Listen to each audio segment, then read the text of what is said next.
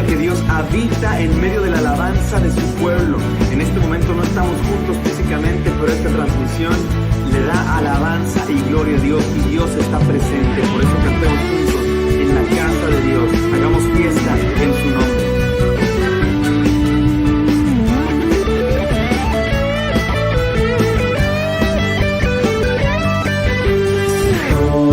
Es un día en la casa de Dios, que 1000 años lejos de Él.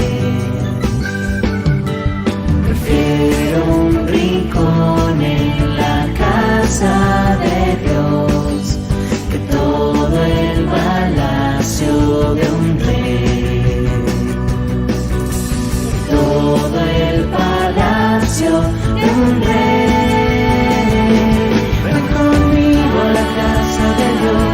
Celebraremos juntos su amor, daremos fiesta en honor de aquel que nos amó. Estando aquí en la casa de Dios, alegraremos su corazón, le brindaremos ofrendas de obediencia y amor. En la casa de Dios,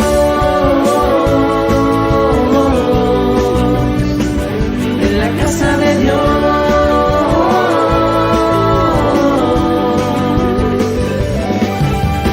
arde mi alma, arde de amor por aquel que me dio la vida. Por eso le anhela mi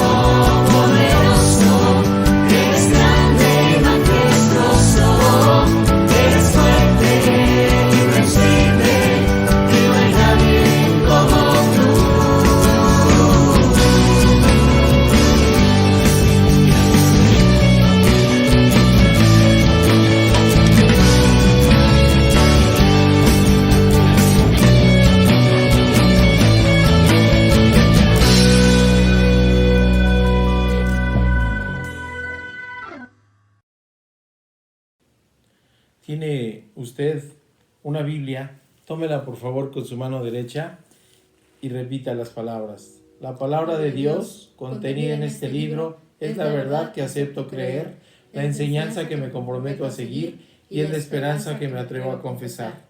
Nada me impide recibirla, nadie me evitará que la haga parte de mi vida y por ningún motivo dejaré de proclamarla.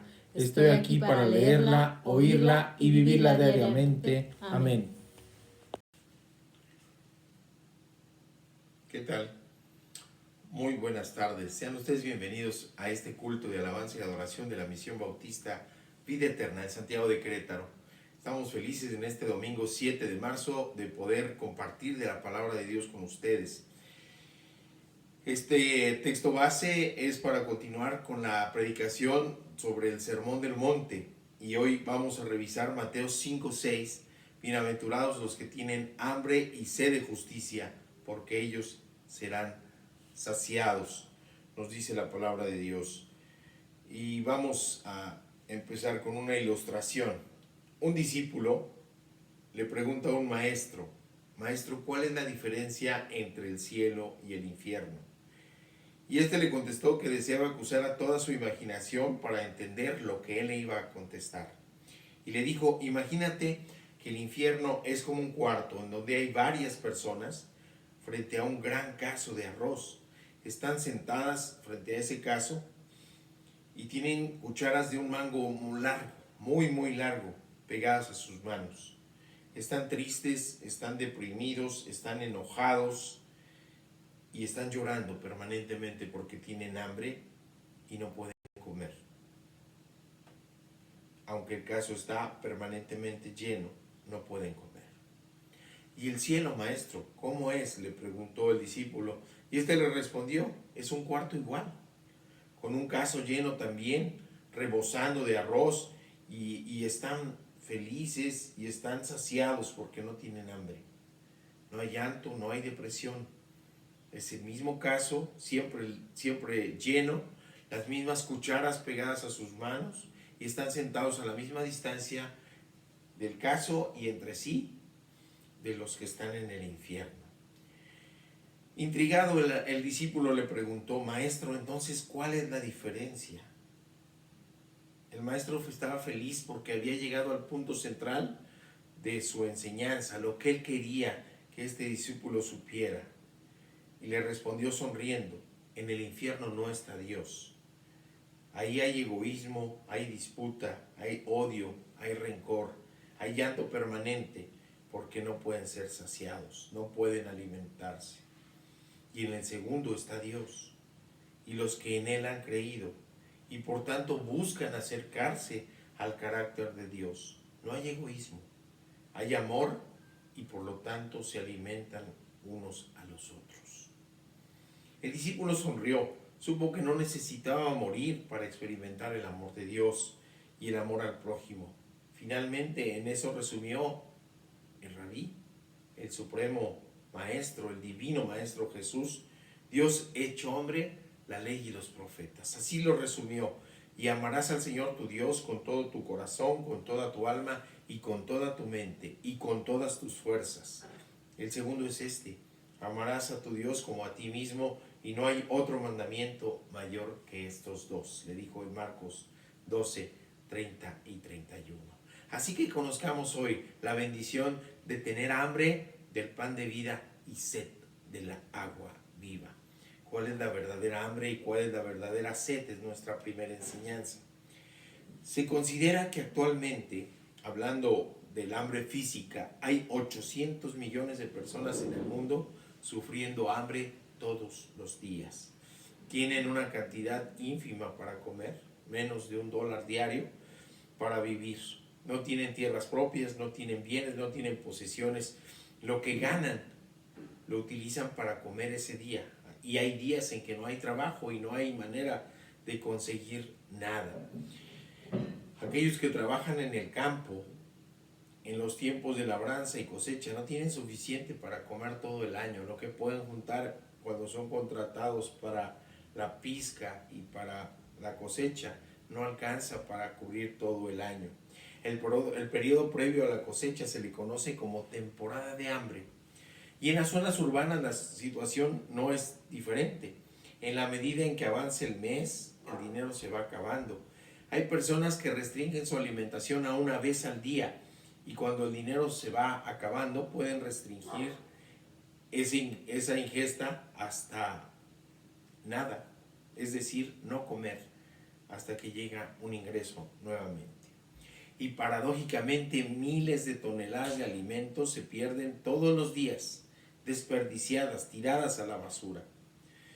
Hay algunas circunstancias agravantes de este hambre, como ser parte de una minoría racial, de una minoría étnica, de una minoría religiosa en algunos países, e incluso por razones de género.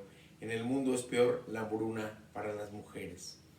Hace algunos años todos vimos un video y fotos desgarradoras de un niño en Etiopía desfallecido por el hambre. No podía mantenerse en pie y estaban rondando ahí ya los buitres. Ese video nos sacaba lágrimas. Y hay agravantes del hambre. El cambio climático, las guerras, la pandemia de coronavirus está afectando, y la afectación económica, dicen los que conocen de esto, nos debe hacer conscientes de la posibilidad de una pandemia de hambre. Referente al agua, el 76% de la superficie terrestre es agua. Sin embargo, la inmensa mayoría de esto no es apta para consumo humano. Se han estimado que 4.000 millones de personas, es decir, casi 2/3 partes de la población mundial, padecen una grave escasez de agua durante al menos un mes al año. El acceso al agua intubada o potable y apta para consumo humano no llega al 22% de la población mundial, mientras que el otro 78% tiene que ir a acarrearla. Debe de sacarla de pozos, de charcos, de ríos, a veces caminar kilómetros para traer un poco de agua. Mientras tanto, una minoría desperdicia el agua de manera brutal. En un espectáculo que presentaban hace años Facundo Cabral y Alberto Cortés, contaban la historia de Juan Comodoro, un hombre que buscando agua encontró petróleo y murió de sed.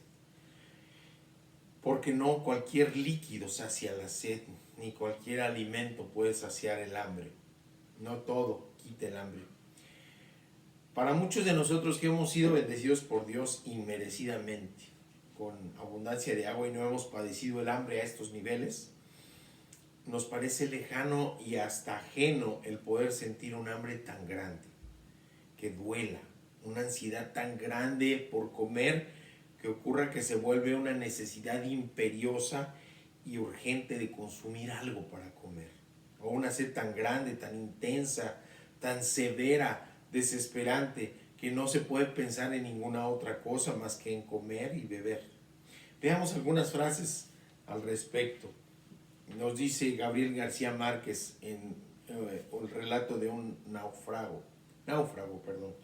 Después de 7 días sin tomar agua, la sed es una sensación distinta. Es un dolor profundo en la garganta, en el esternón y especialmente debajo de las clavículas. Anochece, desmoralización, cansancio, impotencia. Me arde en el codo el rasguño de bala ganado durante el repliegue, pero más me arde la sed en la garganta, en el pecho, una llaga viva por dentro. No ha llegado el agua a las líneas. Esperándola, uno escupe polvo. Nos dice Augusto Roa Bastos en su libro Hijo de Hombre. El hambre posee una virtud, hablando ya en relación al hambre. Es un aviso que nos dice que sigues vivo. Oryx y Craig, 2003, lo escribe Margaret Atwood. El hambre es un aviso, es una virtud. Y hay otra ilustración en relación al hambre. Dice Tadeusz Borinski en su libro Nuestro hogar es Auschwitz, escrito en 1947. Está relatando un diálogo que tuvo con otro de los presos de Auschwitz. Dice: le decía a este hombre: sabes, Tadeus, me caes muy bien, dijo de forma inesperada, pero tú no sabes lo que es tener hambre de verdad. ¿A que no? Depende de lo que se entienda por hambre, le respondió Tadeus. Hambre de verdad es mirar a un hombre como un simple objeto comestible. Yo he tenido hambre de verdad, ¿entiendes? Bueno, ahora en esta segunda enseñanza, ¿a qué se refiere nuestro Señor cuando nos dice bienaventurados los que tienen hambre y sed? ¿Hambre y sed de qué? Pues de Dios y la justicia. Eso es lo que nos debe hacer bienaventurados. Así que imaginemos, así como dicen estas ilustraciones, un hambre así, intensa, severa, pero no para satisfacer el cuerpo, sino para satisfacer la necesidad del espíritu. Una necesidad apremiante, urgente, intensa, así de intensa, pero de Dios. Es el grito de desesperación que nos comparte el rey David, por ejemplo, en los vados del desierto, cuando nos comenta su ubicación en 2 de Samuel 15:28. Está en el desierto, está en los vados del desierto de Judá, y así clama a Dios en el desierto de Judá. Nos dice el Salmo 63:1: oh Dios, tú eres mi Dios, con diligencia te he buscado, mi alma tiene sed de ti, mi cuerpo te anhela en tierra árida y sedienta, carente de agua. El rey David está ansioso, tiene hambre y tiene sed, pero tiene hambre y sed de Dios. La bienaventuranza que dice Jesús es precisamente a los que tienen hambre y sed de justicia, no cualquier hambre, sino que tienen necesidad de la justicia de Dios, porque Dios es el justo. Nos dice la palabra que no hay justo ni un uno entre los hombres. Y entonces, para buscar esta saciedad, el hombre lo ha buscado dentro de sí y se ha encontrado con que no logra saciar su hambre. Sigue hambriento. Y también lo ha buscado en otras personas y la saciedad se mantiene. Así que solo ha encontrado desilusión cuando lo busca en alguien, incluyéndose a sí mismo. El hombre necesita, para tener esa saciedad del Espíritu de Dios, en los hombres, en sí mismo o en otras personas, solo ha encontrado desilusión y desánimo la mayoría de las veces. Pero cuando busca saciarse en Dios, esa hambre y esa sed de espíritu tienen respuesta y tienen saciedad. El Señor sabía que este mensaje se podría interpretar muy bien. El imperio y la sociedad romana habían creado un sistema jurídico que es la base del derecho actual. Actualmente en todas las facultades de derecho se estudia el derecho romano como el origen del derecho occidental. Así que debía diferenciarse esta hambre y esta sed del concepto humano prevaleciente de justicia con la justicia emanada de Dios. Son conceptos distintos, diferentes. Vamos a poner un ejemplo. Las leyes romanas en aquel tiempo se permitía la esclavitud. Matar a un esclavo era perfectamente permitido por la ley. Una persona en esa condición de esclavo valía menos que los animales, el ganado, y valía mucho menos que las herramientas de trabajo. Así que un amo podía sin ningún problema matar a una persona, y esto era perfectamente legal, pero no era justo, no a los ojos de Dios. Así que esa es la gran diferencia entre la justicia humana y la justicia de Dios. Dios nos dice, y lo reiteramos en lo que leímos de Marcos 12:31, que amarás al prójimo sobre ti mismo. Y que es amar al prójimo lo que nos han comentado muchas veces, que es la regla de oro. Hacer por los otros lo que nos gustaría que hicieran por nosotros. La regla de oro es amar, es cuidar al otro, es buscar hacer lo que Dios hubiera hecho con ellos, lo que Dios hace con ellos, lo que Dios haría con ellos y lo que Dios ha hecho con nosotros, y eso compartirlo, y eso difundirlo, y eso vivirlo. Y es que les comentaba, en ese entramado jurídico que conocían muy bien los romanos, ellos también alcanzaban a percibir esa diferencia, pese a no ser creyentes. Por ejemplo, en el derecho romano nos dicen los conceptos. Ius es el derecho creado por los hombres para diferenciarlo del derecho de origen divino. Y esto designaban los romanos a las normas que regulaban las relaciones entre los hombres dentro de la sociedad, y utilizaban este término de ius para diferenciarlo del término fas, que consideraban de origen divino. Es el derecho sagrado. Se dice lo ilícito contrario a lo ilícito. Es decir, lo ilícito se le llamaba nec fas, aquello que no era agradable para Dios. Y el ius era la definición humana de justicia. Y cuando hablaban de justicia decían, es decir, la voluntad de obrar conforme a la ley, una sana y verdadera ordenación de la comunidad humana. Ulpiciano, uno de los teóricos de esto, lo define como la voluntad firme y constante de dar a cada quien lo suyo. Es la definición de justicia. Y hasta ahí la definición humana. Ahora hablemos de dos conceptos que vienen en la norma máxima, que es la palabra de Dios. La justicia de Dios es Dios mismo. Anhelar con esa hambre y sed de justicia es tener un anhelo y una sed de Dios, porque Dios mismo es la justicia. ¿Qué nos dice la palabra de Dios a ese respecto? Jeremías 23:6. Durante su reinado, Judá estará a salvo. A Israel podrá vivir confiado. A este rey será conocido por este nombre. El Señor es nuestra justicia. Es un segmento mesiánico, nos están hablando del rey que vendrá y que en ese momento era el rey que estaba hablando en el Sermón del Monte. El Señor es nuestra justicia. Este término nació en Babilonia y se refería a la manera de medir. Un río era una porción en donde para poder medir se tenía que tener una medida exacta, recta, no inclinada hacia ningún lado, sino perfecta. Y en esa definición de perfección solamente podría entrar Dios.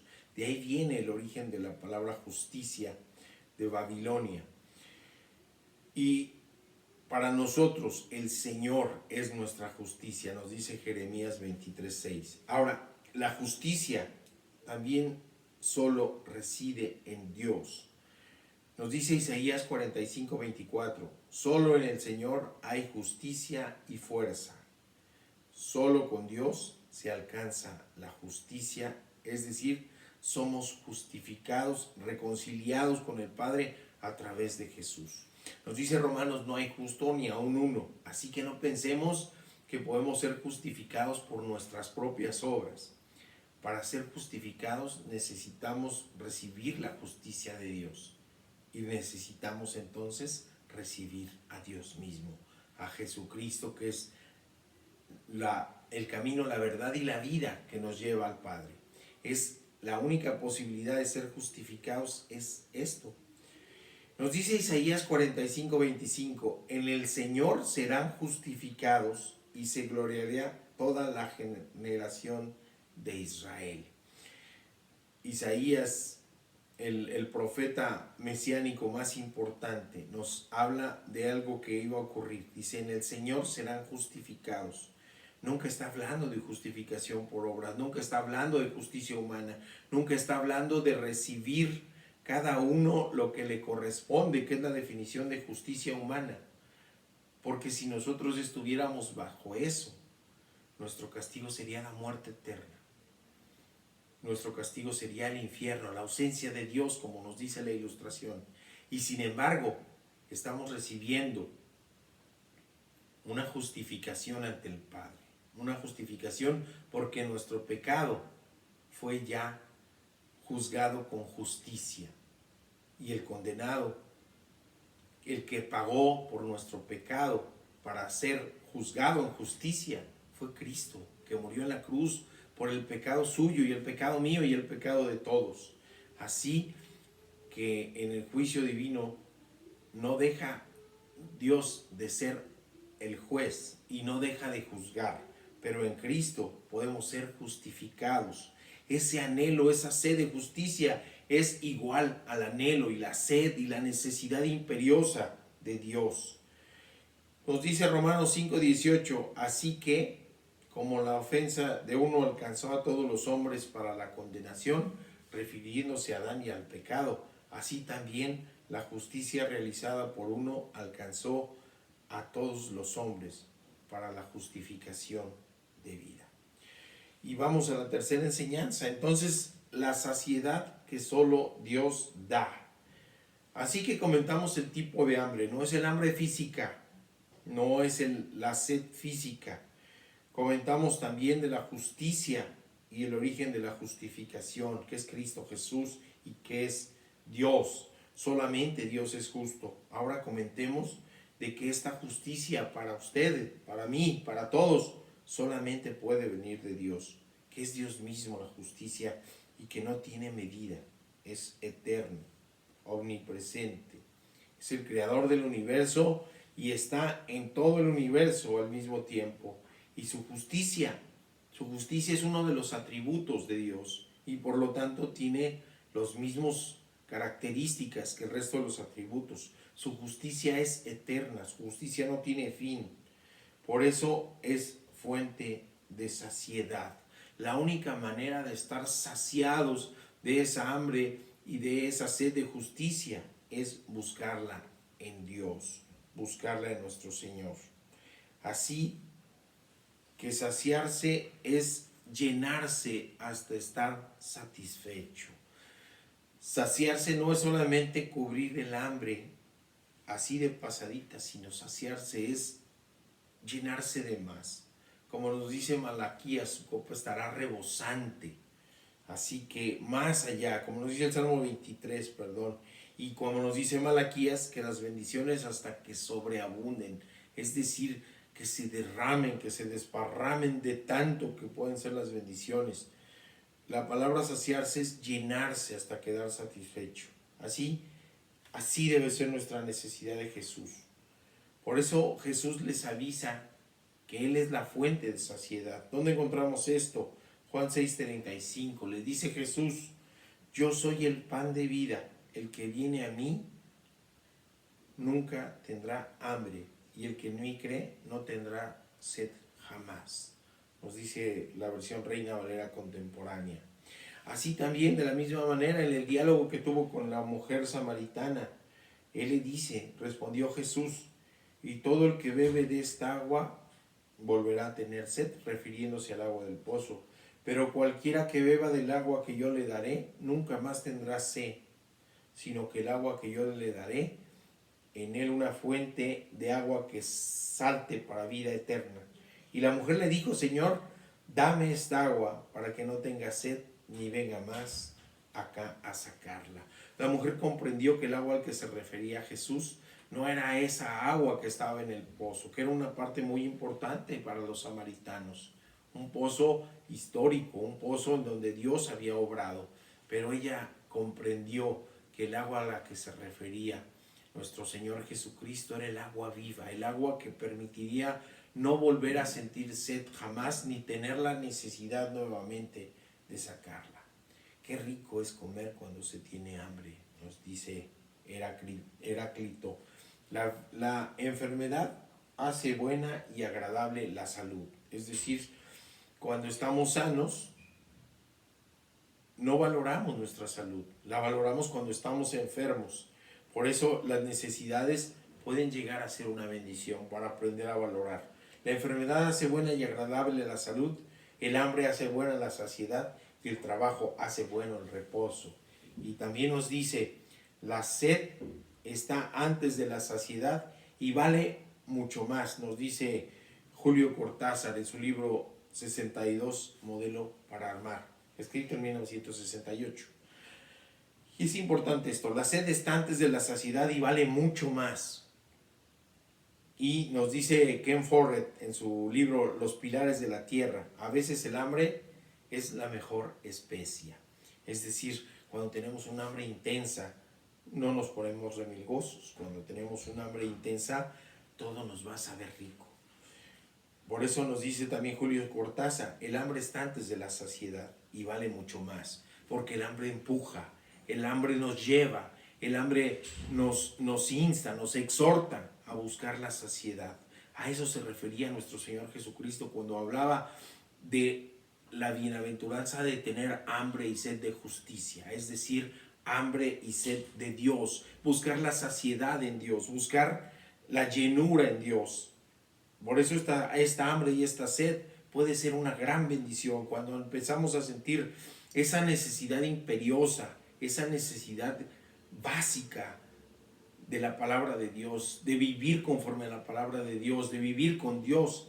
Estamos en el camino correcto para tener esa saciedad, de esa hambre que no va a volverse a sentir con esa necesidad tan grande en la medida en que nos vamos acercando a Dios.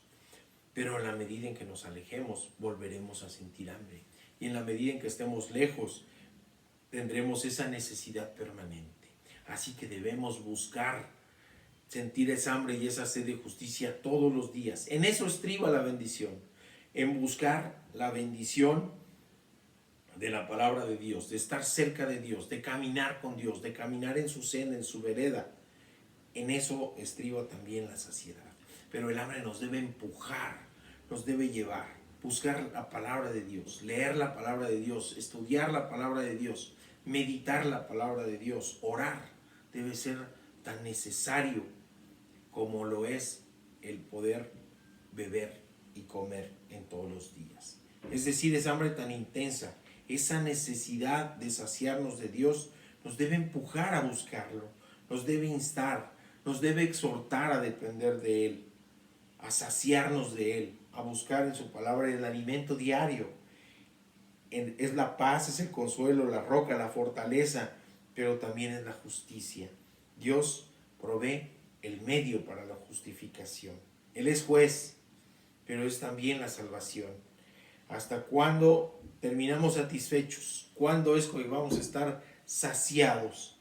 Ayer fue un culto precioso, el culto memorial. Fue un culto emotivo y un culto en donde recordamos a nuestros hermanos que partieron ya a la presencia del Señor y que están en la posibilidad de estar saciándose ya del Señor. Hay un salmo, un versículo del Salmo 17 que es particularmente inspirador para mí. Me fascina este Salmo 17:15 que nos dice: en cuanto a mí, en justicia contemplaré tu rostro al despertar y me saciaré cuando contemple tu imagen. Hasta entonces podemos tener esa llenura, esa saciedad. Mientras tanto, debemos tener la bendición de sentir esa hambre y esa sed de justicia, es decir, esa hambre y esa sed de Dios, porque solamente de esa manera podemos buscarle con esa ansiedad, con esa necesidad tan intensa. Tenemos un desafío entonces. El desafío es a tener hambre del pan de vida, sentir la sed del agua viva y buscarle y esperar que su espíritu nos sacie, a leer de su palabra, a meditar de su palabra, a vivir de su palabra y a vivir su palabra. Solo así podemos ser macarios, es decir, bienaventurados, gozosos, dichosos, bendecidos, saciados, justificados, satisfechos, llenos de paz y llenos de la gracia de nuestro Señor Jesucristo. Padre bendito, te damos gracias, Señor, por esta palabra preciosa que tú nos has dejado, Señor. Te damos gracias, Señor, porque nos enseñas a buscar a través de ti, contigo, para ti, esa saciedad de tu Santo Espíritu, esa saciedad de ti, esa necesidad imperiosa de vivir contigo, de estar contigo, y que solo se concretará a plenitud cuando despertemos a tu semejanza, cuando seamos juzgados y inocentes por la bendición de haber sido hechos tu Hijo, por haber creído en el nombre de Cristo, es lo que nos da la justificación. Y entonces ser presentados al Padre limpios, ser presentados al Padre limpiados por tu preciosa sangre de la cruz del Calvario, Señor, que tú nos has dado. Sácianos, Padre bendito. Danos esa hambre de ti, danos esa necesidad de ti y danos también la saciedad que es necesaria para poder vivir a plenitud esta bendición de estar contigo. Te lo rogamos, te lo suplicamos en el nombre precioso de nuestro Señor Jesucristo. Amén. Esperemos en Dios que el Señor les haya hablado, que les nazca en su corazón, que se anide en su corazón, en su mente, el anhelo, la necesidad inmensa de el hambre y la sed de Dios, de su justicia. Continuemos alabando a nuestro Señor y les quiero dar las gracias por haberse conectado con nosotros. Somos la Misión Bautista Vida Eterna de Santiago de Querétaro. Nos ponemos a sus órdenes en el WhatsApp 442-567-2303. Si usted quiere recibir también devocionales, estamos estudiando el Evangelio de Marcos. Comuníquese con nosotros, alabemos a nuestro Dios y después nos despedimos.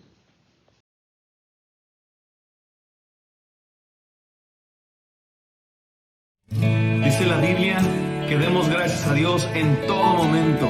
En estos tiempos tan difíciles, tan raros que nos ha tocado vivir, ¿qué les parece si agradecemos al Señor? Que nuestra boca se llene de alabanza. Te invito a que pienses motivos para agradecerle al Señor, que siempre tenemos de sobra. Gracias a Dios. Gracias te damos, Dios. Gracias por tanto amor, por la vida que ahora nos das, por la luz del sol una vez más. Gracias, oh buen pastor. Gracias por tu perdón.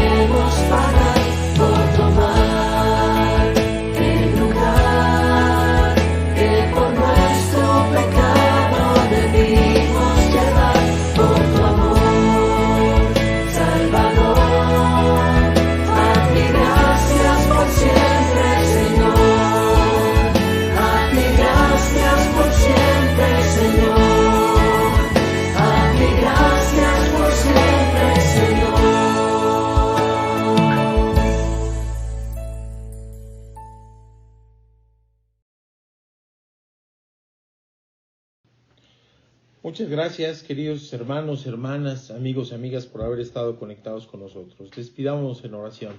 Padre bendito, te damos gracias, Señor, por esta oportunidad de estar juntos a través de estos medios que tú mismo has provisto, estudiando, meditando de tu palabra. Te pedimos, Señor, que nos cuides, que nos guardes en esta semana, que nos bendigas, que nos proveas, que nos prosperes, que nos guardes en el hueco de tu mano, Señor. Muchas bendiciones para todas las personas que hayan visto este culto, Señor, y te pedimos, Señor, que nos sigas bendiciendo y que, si es tu voluntad, esta misión se establezca en la zona norte del municipio de Querétaro. En el nombre de Cristo Jesús. Amén. Que Dios les bendiga, mis queridos hermanos. Muchas bendiciones.